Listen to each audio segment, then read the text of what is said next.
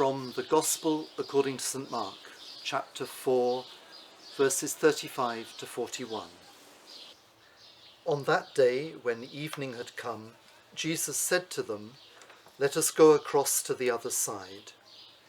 And leaving the crowd behind, they took him with them in the boat just as he was.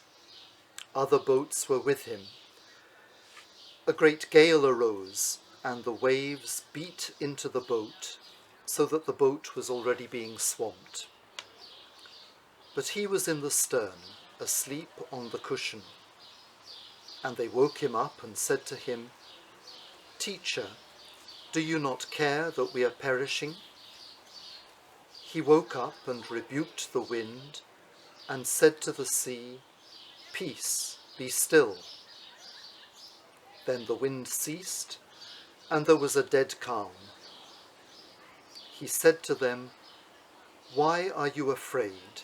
Have you still no faith?" And they were filled with great awe and said to one another, "Who then is this, that even the wind and the sea obey him?" Being in a small boat at sea can be peaceful and refreshing. You control your immediate environment. You are out of reach of the busyness of the world, and yet your eyes can see right to the horizon. If a storm comes, though, suddenly the boat is revealed as being ridiculously tiny and fragile, surrounded by life-threatening chaos. Some of us have experienced these two things, both peaceful refreshment and uncontrollable uncertainty, during the restrictions on movement imposed through most of the world. But many people, especially the poor, have experienced much more the devastating threat to their lives than the peacefulness. As Pope Francis has said, let us realize that we are all in the same boat, and that humankind needs urgently to find an unprecedented solidarity.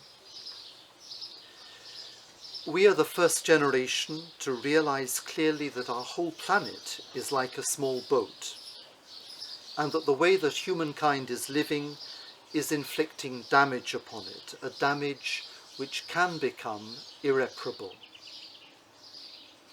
The very same solidarity which leads to human justice will give us ways to change this together. Jesus asks to cross to the other side. It is the first time that he will go to a territory lived in by non-Jews, the first clear sign that his life will bring a change not only to Israel, but to the whole world. The storm that breaks out on the lake represents the barrier through which Jesus pushes in order to go to all people, like a plane breaking through the sound barrier. Another man whom God told to go and preach repentance to people outside Israel was the prophet Jonah. He took to a ship in order to run away from God. On that boat, he too slept soundly throughout a storm until he was roused by others. He was thrown overboard, and his subsequent emergence after 3 days supposed dead is a sign that Jesus says points to his own death and resurrection. Of course, this story is also about the disciples not fully understanding who Jesus is. Even if this is so, they had been, nevertheless, so strongly drawn to him that they had left everything and followed him. As far as we can tell, the disciples do not come to Jesus thinking that he can change the situation. The words that come from their mouths are, "Do you not care?"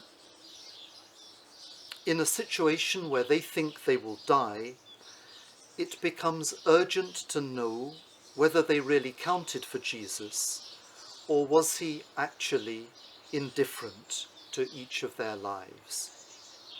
Martha was another who said the same words to Jesus. "Do you not care that my sister has left me to do all the work?" When we try to follow Jesus, there will be times when we are left vulnerable, hurt, or in danger, and we find something similar welling up inside us. The important thing is that we open it in prayer, as the disciples and Martha did. When Jesus has spoken and all is calm, he asks them, "Why are you afraid?" Not, "Why were you afraid?" but "Why are you?" He is asking them to reflect not just on their helplessness when faced by the terror of the storm, but also to realize more deeply who it is they have chosen to follow.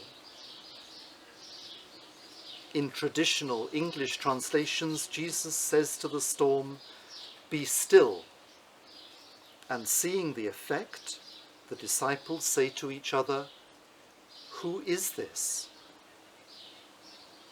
And even if the words in the original languages do not correspond exactly, we may hold in our hearts the words of Psalm 46, which, after evoking storms, war, and chaos, tells us that God is with us beyond all this. It says, "Be still and know that I am God."